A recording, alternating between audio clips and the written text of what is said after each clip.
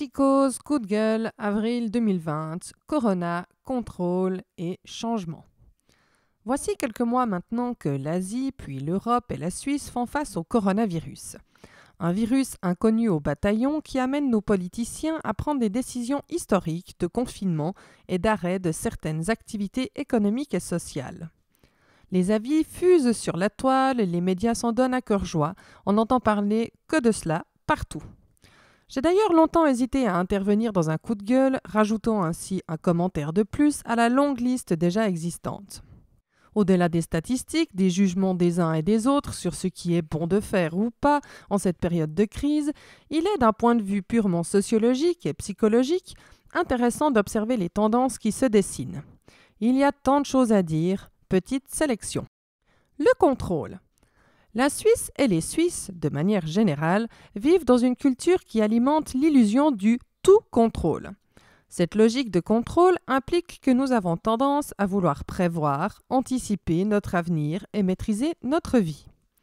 Ainsi, face à ce virus qui échappe à notre connaissance, à notre contrôle, quoi de plus logique d'entrer dans des mesures de restriction et de contrôle? Le confinement, l'arrêt de certaines activités économiques, la délation de certains et la répression si nécessaire.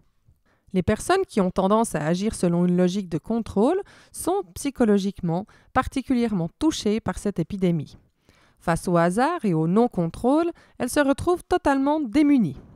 Elles auront donc tendance, d'une manière ou d'une autre, à tenter de reprendre le contrôle.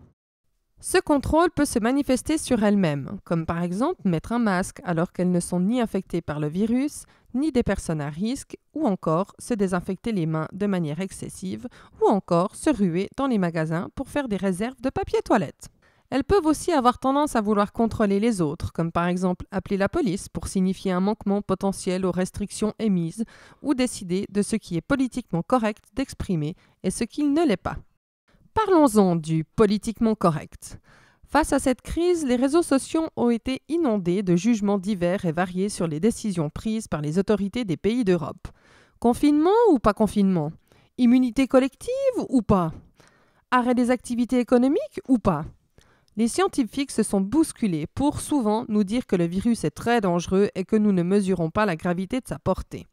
Nous décrétons encore et encore que nous avons raison d'adopter de telles mesures de contrôle et que les pays qui ne les suivent pas sont tout simplement des inconscients et qu'ils vont s'en mordre les doigts.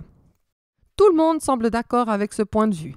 Rares sont les voix qui, publiquement, car dans la sphère privée c'est autre chose, osent dire qu'elles pensent que les mesures prises sont excessives, que ce virus touche une population en particulier seulement et qu'il n'est peut-être pas nécessaire de confiner tout le monde, mais seulement les personnes qui pourraient être touchées. Pire encore, certains pensent, mais n'oseraient jamais le dire, en tout cas pas pour l'instant, que, ma foi, c'est de la sélection naturelle. Là encore, il est question de contrôle, plus précisément de contrôler la liberté d'expression. Mais qui pourrait nous en vouloir, nous, pauvres mortels, nous ne cherchons qu'à tout naturellement et archaïquement survivre. Et pour survivre, nous pouvons compter sur l'humour. Là encore, les réseaux sociaux en sont inondés. Quel merveilleux moyen, effectivement, que sont l'humour, le sarcasme et la dérision pour gérer toutes ces émotions anxieuses. Toutefois, à l'heure où j'écris ce coup de gueule, il est question de sortir gentiment du confinement, car le nombre de cas a largement baissé ces derniers jours, car ça commence à être long et certains cantons en ont marre, car les dommages collatéraux au niveau économique et social deviennent conséquents. Et nos hôpitaux et l'armée nous permettent d'assurer les soins de la population de manière exemplaire, donc youpi, on sait pourquoi on a payé autant de primes maladie. Quoique, sur ce point, il aurait été intéressant d'observer les compétences de notre fabuleux système de santé si une décision d'immunité collective, dans un pays avec une culture du contrôle telle que le nôtre, avait été prise. Et il sera certainement très intéressant de voir comment l'économie va rebondir après les promesses d'aide financière alors que nous croulons sous les dettes. Ah oui, j'oubliais. Une économie capitaliste et libérale ne jurant que par la croissance ne fonctionne pas dans une logique de perte, mais bien de gain. Il faudra bien se demander un jour à qui tout cela a profité. Troisièmement, le changement et l'humilité. Cette crise sera-t-elle une opportunité de changement? Changement dans notre manière de travailler, changement dans notre économie en privilégiant une économie de proximité, respectueuse de l'environnement, plus posée et moins consommatrice. Changement dans notre manière de considérer l'autre en mettant en avant ses qualités humaines que sont la solidarité et le partage, le savoir-être en relation. Pourrons-nous adopter une attitude plus humble face au hasard de la vie? Saurons-nous montrer que nous sommes capables de nous adapter à des situations où nous ne pouvons pas tout contrôler et à les accepter? Serons-nous capables de créer un nouveau système?